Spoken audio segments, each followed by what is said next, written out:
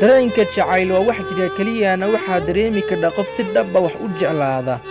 ma ahan jacayl waan ku arkay waan ku jeclaaday dareenka jacayl saxda waxa uu yimaadaa marka laba qof si fiican isku dhex galaan ruuxa naftiisa jacayl xaddaafa dareensiin waayaa ka sugan inaad adigana jacayl qalbiga ka dareento ku dareensiiya ma jiro dareen ka qurux badan kana macaan dareenka jacayl ee laba qof si dhabba isu jeclaada kadibna noloshooda ku dhammaysa jacayl iyo farxad ilaa aad dareenka jacayl waxa uu yahay fahmayso qofnaha ka aqbalin xidhiir jacayl laga yaabaa qofkaas inaad qalbiga ka dhaawacdo adigoon ogayn marmarka qaar jacaylka xaddaafka aad qof u qabtid waxa uu kugu sababi kardhaa inaad qofkaa dartiisa noloshaada aad u burburiso